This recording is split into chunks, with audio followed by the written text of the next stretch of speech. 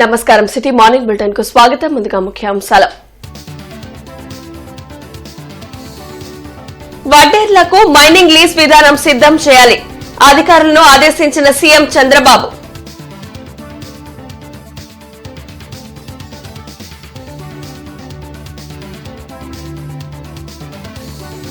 కూటమి ప్రభుత్వం ప్రజలకు మేలు చేయాలనే చూస్తుంది. పీపీపీ విధానంలో మెడికల్ కాలేజీల నిర్మాణంతో నష్టం లేదన్న మంత్రి సత్యకుమార్.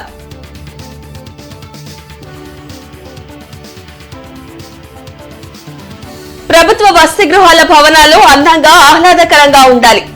ఇంజనీరింగ్ సంక్షేమ శాఖ అధికారులతో కలెక్టర్ తమ్మి మన్సారియా.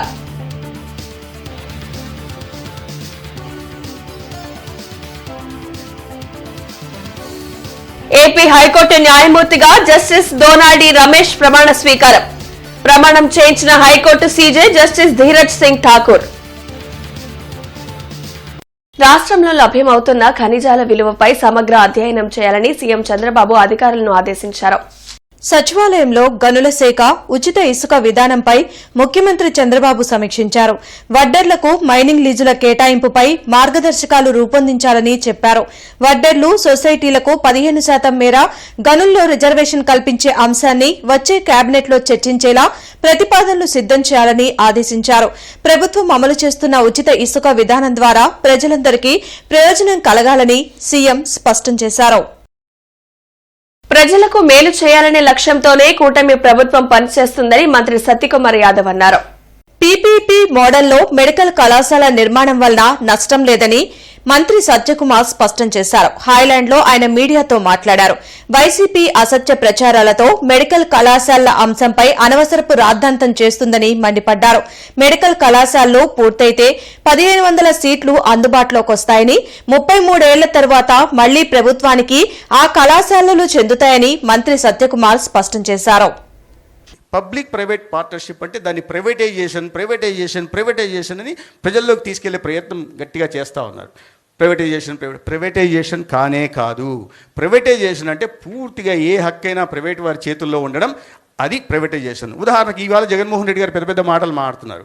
మా కడప జిల్లాలో ఆయన వాళ్ళ కుటుంబమే 40 సంవత్సరాలుగా రాజ్యం చేస్తున్న చోట ఒక సిమెంట్ కార్పొరేషన్ ఆఫ్ ఇండియా అని ఫ్యాక్టరీ ఉండేది. దాంట్లో ఇలాగే రాజకీయ జోక్యం చేసి దాన్ని పూర్తిగా శ్రీనివాసులు తెలుసు పూర్తిగా మూసేలాగా చేసి సిమెంట్ కార్పొరేషన్ సిమెంట్ ఫ్యాక్టరీని ప్రభుత్వ ఫ్యాక్టరీని మూతపడేలాగా చేసి ఇప్పుడు అదే చోట భారతీ సిమెంట్స్ని పెట్టుకున్నారు. ఇటువంటి పెత్తందారులు ఇవాళ మనల్ని ప్రశ్నిస్తున్నారు. ప్రైవేటైజేషన్.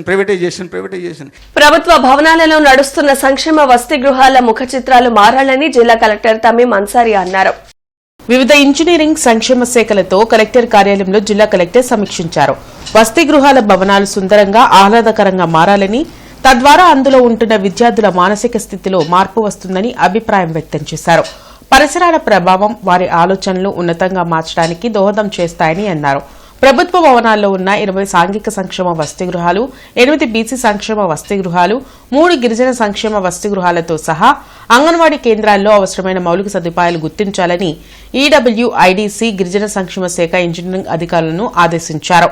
విద్యార్థులకు పరిశుభ్రమైన పరిసరాలు, రక్షిత తాగునీరు, ఆహ్లాదకర వాతావరణం అందాలని వివరించారు.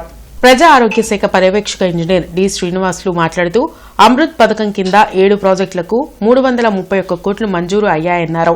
తక్కిలపాడు నుండి బుడంపాడు వరకు పైప్ లైన్లు వేసి ఏటుకూరు గ్రామం వద్ద 5 లేఅవుట్లకు నీరు ఇవ్వడానికి పనులు చేపడుతున్నామని వివరించారు. గోరంట్ల వద్ద రిజర్వాయర్ పూర్తి చేయడం ద్వారా చుట్టుపక్కల గ్రామాలకు కూడా నీరు అందించే అవకాశాలు ఉన్నాయని తెలిపారు.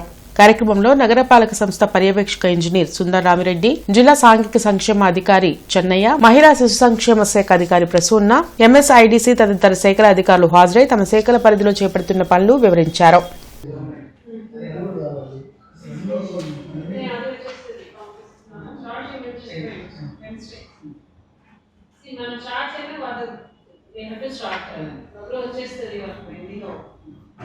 ఏపీ హైకోర్టు న్యాయమూర్తిగా జస్టిస్ దోనాడి రమేష్ ప్రమాణ స్వీకారం చేశారు.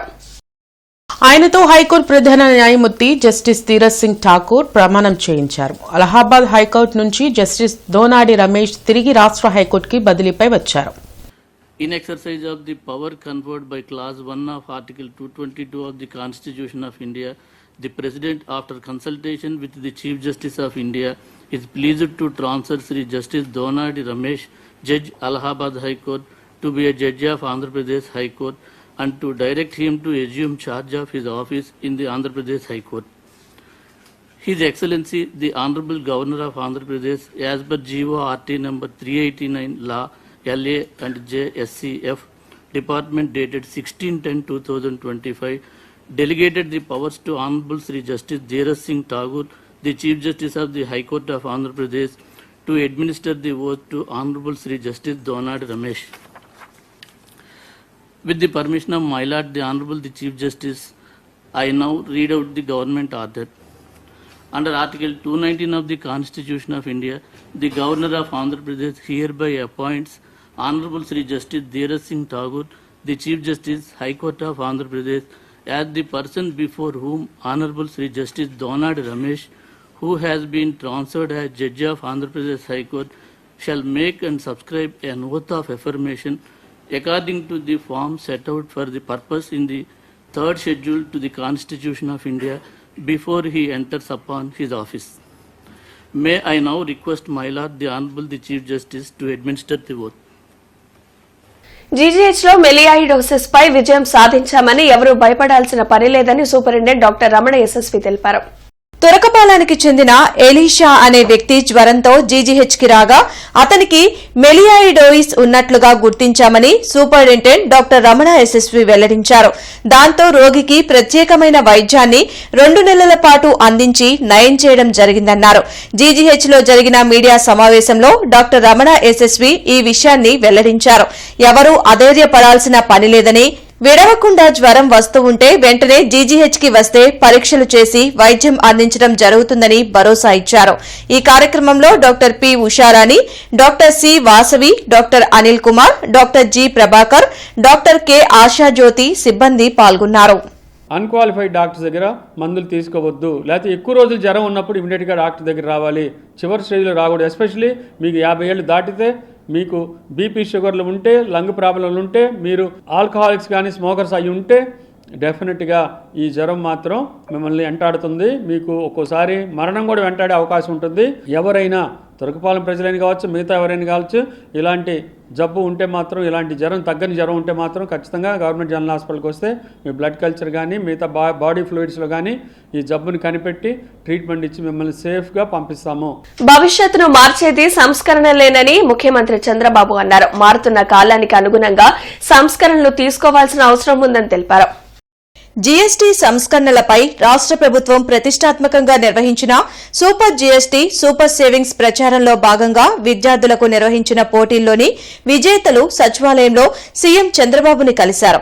ఈ సందర్భంగా స్టూడెంట్స్ కి సర్టిఫికెట్లను అందజేశారు. జీఎస్టీ సంస్కరణల వల్ల కలిగే లాభాలను అర్థం చేసుకున్నారా అని విజేతలను చంద్రబాబు అడిగారు. మన స్వదేశీ ఉద్యమాన్ని మరింతగా ప్రజల్లోకి తీసుకువెళ్లాలని బీజేపీ రాష్ట్ర అధ్యక్షులు పీవీఎన్ మాధవ్ తెలిపారు.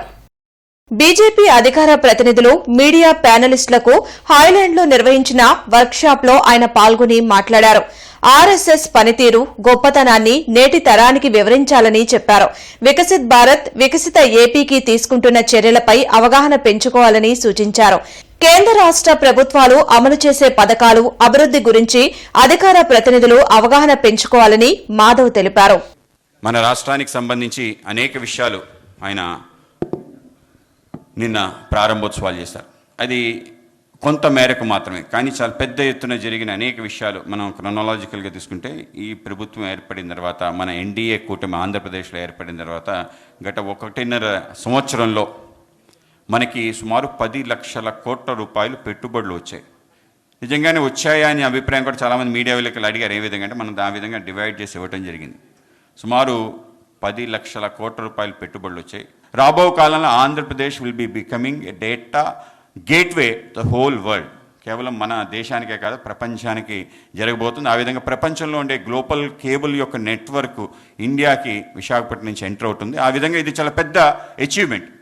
ఆ విధంగా ఈ అచీవ్మెంట్కి డబుల్ ఇంజన్ సర్కార్ ఉంటే ఏం జరుగుతుందో అని చూపించడం జరిగింది. ఇది అమెరికా కమ్మ సంఘం అంధురాలైన పాములపాటి జ్యోతి తన కుమారుడికి అండగా నిలిచింది. ఎన్ఆర్ఐల సహకారంతో 10,50,000 రూపాయలు ఫిక్స్డ్ డిపాజిట్ చేసి ఆమెకు ఆ బాండ్ను అందించారు. కమ్మజన సేవా సమితిలో నిర్వహించిన ఈ కార్యక్రమంలో కమ్మ కార్పొరేషన్ చైర్మన్ బ్రహ్మన్ చౌదరితో పాటు కమ్మజన సేవా సమితి సభ్యులు కూడా పాల్గొన్నారు. కష్టంలో ఉన్న మహిళకు చేయూతను అందించేందుకు ఎన్ఆర్ఐ కమ్మ సంఘం ముందుకు రావడం అభినందనీయమని బ్రహ్మన్ చౌదరి అన్నారు. మేము 15 మంది డైరెక్టర్లు, నా చైర్మన్తో కలిపి 16 మంది ఉన్నాం. మా కమ్మ కార్పొరేషన్లో బడ్జెట్ ఉన్నా లేకపోయినా మా కమ్మ కార్పొరేషన్ డైరెక్టర్లు, చైర్మన్గా మేమందరం కలిసి 1,00,000 రూపాయలు ఒక వారం రోజులు 10 రోజుల్లో మా ప్రమాణ స్వీకారం ఉంటుంది. ఆ ప్రమాణ స్వీకారానికి రమేష్ గారు లాంటి వాళ్ళు పెద్దలు చాలామంది కమ్మ కులంలో ఉన్న పెద్దలు వస్తారు. వాళ్ళ చేతుల మీదుగా కమ్మ కార్పొరేషన్ చైర్మన్గా బాధ్యతలు తీసుకున్న తర్వాత తొలి పనిగా ఆ పనిని మేము పెట్టుకోవాలని చెప్పేసి నిర్ణయం తీసుకున్నాం. కాబట్టి ఖచ్చితంగా కమ్మ కార్పొరేషన్ తరఫున 1,00,000 రూపాయలు జ్యోతికి మేము విరాళంగా ఇవ్వాలని చెప్పేసి నిర్ణయం తీసుకున్నాం. అదేవిధంగా కార్పొరేషన్ నుంచి మా టర్మ్ ఉన్నంత వరకు ఆ అబ్బాయి హాస్టల్లో చేరినా లేకపోతే డే స్కాలర్లో చేరినా చదువుకు సంబంధించి అయితే మాత్రం మేము బాధ్యత తీసుకోవడానికి సిద్ధంగా ఉన్నాం. తనతో మాట్లాడినప్పుడు, నేను ఇద్దరితో మాట్లాడినప్పుడు నాకు అర్థమైంది ఏంటంటే తల్లిని బిడ్డని ఇప్పుడు వేరు చేయకూడదు. తల్లి బిడ్డ కలిసి ఉంటేనే తనకు సెక్యూరిటీ ఉంటుంది, సెక్యూర్గా ఉంటుంది. 4 లేన్ల నూతన శంకర్ విలాస్ రైల్వే బ్రిడ్జి నిర్మాణం పనులు వేగంగా జరుగుతున్నాయి. నగర ప్రజలు ట్రాఫిక్ కష్టాల నుండి బయటపడాలంటే శంకర్ విలాస్ ఆర్ఓబీ నిర్మాణం త్వరగా పూర్తి చేయాలి. అందుకే కేంద్ర సహాయ మంత్రి పెమ్మసాని చంద్రశేఖర్ ఆదేశాల మేరకు కాంట్రాక్టర్ నిర్మాణ పనులు ముమ్మరంగా చేయిస్తున్నారు. దీనిలో భాగంగానే ఏసీ కాలేజ్ వైపు ఉన్న డివైడర్ను చదును చేశారు. దీనితో పాటు పిల్లర్ల మధ్య గ్రావెల్ తోలించి చదును చేశారు. ఏది ఏమైనా గడువు లోపల శంకర్ విలాస్ బ్రిడ్జ్ నిర్మాణం పూర్తయితే నగర ప్రజలు ట్రాఫిక్ కష్టాల నుండి బయటపడే అవకాశం ఉంది.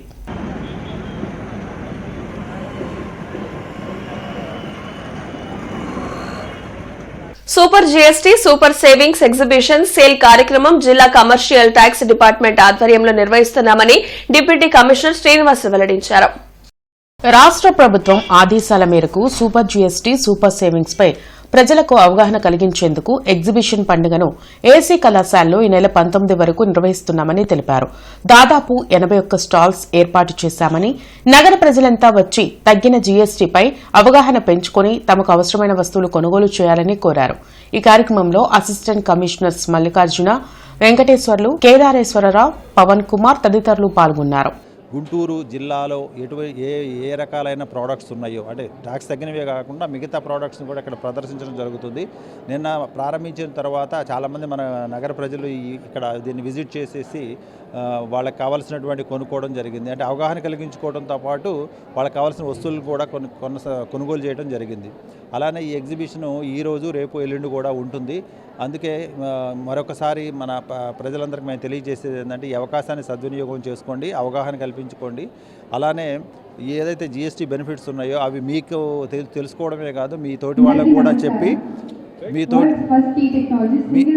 వాళ్ళకు కూడా చెప్పి ఈ అవకాశాన్ని ఉపయోగించుకోవాల్సిందిగా కోరుతున్నాము. గుంటూరు లక్ష్మీపురంలోని మలబార్ గోల్డెన్ డైమండ్స్ లో నిన్నటి నుండి మైండ్ డైమండ్ షోని ప్రారంభించారు. డాక్టర్లు మామిడాల హేమజ, కేవీ పవన్ కుమార్, ప్రముఖ వ్యాపారవేత్త పెద్ది రమణారావు ముఖ్య అతిథులుగా హాజరై ప్రదర్శనను ప్రారంభించారు. నగర వాసుల కోసం మలబార్ ఇటువంటి అద్భుతమైన ప్రదర్శనలు ఏర్పాటు చేయడం శుభ పరిణామమని కొనియాడారు. ఈ అవకాశాన్ని ప్రజలు సద్వినియోగం చేసుకోవాలని అతిథులు పిలుపునిచ్చారు. మలబార్ మార్కెటింగ్ మేనేజర్ గోపీకిరణ్ మాట్లాడుతూ ఈ నెల 22వ తేదీ వరకు ప్రదర్శన జరుగుతుందని చెప్పారు. ప్రతి కొనుగోలుపై ప్రత్యేకమైన ఆఫర్లు ఇస్తున్నామని అన్నారు. అదేవిధంగా బంగారం, అంకట్, రత్నాభరణాల తరుగు ఛార్జీలపై 30%, వజ్రాభరణాల విలువపై 30% తగ్గింపు ఇస్తున్నామని తెలిపారు. మల్బార్ స్టోర్ హెడ్ నదీర్, జితిన్ తదితరులు ఈ కార్యక్రమంలో పాల్గొన్నారు. నేను పాస్ట్ 8 years నుంచి మల్బార్ గోల్డ్లోనే పర్చేస్ చేస్తున్నాను. ఇక్కడ డైమండ్స్ కానీ, అన్కట్ డైమండ్స్ కానీ, గోల్డ్ కానీ చాలా నమ్మకంగా ఉంటుంది. మేము ఇక్కడ అన్కట్ డైమండ్స్ అవన్నీ ఎక్కువ పర్చేస్ చేస్తాం. ఎందుకంటే అవి 28 క్వాలిటీ చెక్స్ ప్రోడక్ట్స్ని పాస్ చేసి వస్తాయి. అండ్ వీళ్ళవి 410 స్టోర్స్ ఉన్నాయి. సో ఎప్పుడు వచ్చినా మాకు అఫోర్డబుల్ ప్రైజెస్లో నమ్మకంగా ఉండేట్టు, మాకు తగినట్టు ఫార్మల్కి కానీ ఏ సెలబ్రేషన్కి తగ్గట్టు ఆ సెలబ్రేషన్స్కి అవైలబుల్గా దొరుకుతుందండి. ఈ ఎగ్జిబిషన్ 17th నుంచి 22nd ఓన్లీ 6 days ఉంటుంది. ఎగ్జిబిషన్లో మనకి party wear, daily wear, party wear, అలానే మనకి వెడ్డింగ్ వేర్ డిజైన్స్ కూడా అందుబాటులో ఉన్నాయి. దీనితో పాటుగా దివాళీ సందర్భంగా మంచి ఆఫర్స్ కూడా అందుబాటులో ఉన్నాయి. గోల్డ్ పర్చేజ్ చేసిన వారికి గోల్డ్ కానీ, లేదంటే అన్కట్ డైమండ్స్ పర్చేజ్ చేసిన వారికి తరుగు మీద అప్ టు 30% ఆఫర్ ఉంది. అలానే డైమండ్ పర్చేజ్ చేసిన వారికి క్యారెట్ ప్రైస్ మీద అప్ టు 30% ఆఫర్ ఉన్నాయి. డైమండ్స్ షోరూమ్, డైమండ్స్ ప్రపంచంలో అన్ని రకాల మోడల్స్ అతి తక్కువ వెయిట్ తోటి, అతి తక్కువ ధరతోటి ఈ దీపావళి శుభ సందర్భంగా 30% డిస్కౌంట్ తోటి అందరికీ అందిస్తున్నారు. కాబట్టి ఈ అవకాశాన్ని అందరూ సద్వినియోగం చేసుకోవాలని కోరుతున్నాము. విద్యుత్ కార్మికులు తమ సమస్యలు పరిష్కరించాలని డిమాండ్ చేస్తూ విద్యుత్ భవనం ఎదుట బైఠాయించి నిరసన తెలిపారు. ఏపీ విద్యుత్ ట్రేడ్ యూనియన్ స్ట్రగుల్ కమిటీ ఆధ్వర్యంలో ఈ కార్యక్రమం జరిగింది. కాంట్రాక్ట్ అవుట్సోర్సింగ్ కార్మికుల్ని రెగ్యులరైజ్ చేయాలని, పాత పెన్షన్ విధానాన్ని పునరుద్దరించాలని, కారుణ్య నియామకాల్లో జరుగుతున్న అన్యాయాన్ని నివారించాలని కమిటీ జిల్లా చైర్మన్ వెంకటేశ్వరరావు డిమాండ్ చేశారు. 27,000 కార్మికులని రెగ్యులేట్ చేయాలని చెప్పి, అట్లానే గ్రేడ్ 2 జేఎల్ఎంని జేఎల్ఎంగా ప్రమోషన్ ఇచ్చి వాళ్ళని రెగ్యులర్ చేయాలని చెప్పేసి, అట్లానే పర్మనెంట్ ఎంప్లాయీకి సంబంధించిన డిమాండ్స్ మొత్తాన్ని డిఏల్ని 4 డిఏలు ఇవ్వాలని చెప్పేసి చర్చలు జరుగుతూ ఉన్నాయి. వీటికి సంబంధించి స్ట్రగుల్ కమిటీ పేరుతో రాష్ట్రంలో ఉన్న అన్ని జిల్లాల్లో, ప్రతి జిల్లాలో ఈ స్ట్రగుల్ కమిటీ చేసే చర్చలకు భాగంగా సపోర్ట్గా అన్ని జిల్లాల్లో United electricity employees union permanent సంఘం, అట్లానే యునైటెడ్ ఎలక్ట్రిసిటీ కాంట్రాక్ట్ సంఘం, ఇతర కార్మిక సంఘాలు అన్నీ కలిపి స్ట్రగుల్ కమిటీ పేరుతోటి కార్మికులందరికీ ఈ న్యాయం జరగాలని. Central bureau of communication Guntur క్షేత్ర కార్యాలయంలో గుంటూరులోని ప్రభుత్వ అనుబంధ పాఠశాలల్లో 2 రోజుల పాటు స్వచ్ఛతా హీ సేవ కార్యక్రమాలలో భాగంగా స్వచ్ఛోత్సవాలను నిర్వహించింది. స్వచ్ఛతా హీ సేవ 2025 మరియు స్వచ్ఛ ఆంధ్రప్రదేశ్ కార్యక్రమాల్లో భాగంగా సిబిసి గుంటూరు కార్యాలయంలో నిర్వహించిన కార్యక్రమాల్లో గుంటూరులోని స్టాల్ గర్ల్స్ స్కూల్ మరియు లూద్ హై స్కూళ్లకు చెందిన వందలాది మంది విద్యార్థులు పాల్గొన్నారు. స్వచ్ఛతా హీ సేవ కార్యక్రమంలో భాగంగా సిబిసి గుంటూరు లూద్ హై స్కూల్లో క్విజ్ పోటీలు, అలాగే స్టాల్ గర్ల్స్ హై స్కూల్లో శుభ్రత కార్యక్రమాలు నిర్వహించింది. క్విజ్ విజేతలు, శుభ్రత కార్యక్రమంలో పాల్గొన్న వాలంటీర్లకు సిబిసి అధికారి రమేష్ చంద్ర బహుమతులు ప్రదానం చేశారు. స్వచ్ఛాంధ్ర మరియు స్వచ్ఛ భారత్ లక్ష్యాల సాధనలో భాగంగా విద్యార్థులు తమ పాఠశాల ప్రాంగణంలో కనీసం 2 గంటల పాటు స్వచ్ఛందంగా శుభ్రత కార్యక్రమాల్లో పాల్గొంటామని స్వచ్ఛతా ప్రతిజ్ఞ చేశారు. కార్యక్రమంలో స్టాల్ గర్ల్స్ హై స్కూల్ ప్రధాన ఉపాధ్యాయురాలు పి ఆనంద్ కుమారి, లూద్ హై స్కూల్ ప్రధాన ఉపాధ్యాయుడు ఎం బాలశౌరి, పాఠశాల అధ్యాపకులు, విద్యార్థులు తదితరులు పాల్గొన్నారు. మనం ఈరోజు కలిసినందుకు దేనికోసం కలిసిన ప్రోగ్రామ్ ఈరోజు స్వచ్ఛ భారత్. ఈ స్వచ్ఛ భారత్ అక్టోబర్లో ఎందుకు చేసుకుంటాం మనం? Very good. గాంధీ జయంతి 2వ తేదీన ప్రారంభమవుతుంది.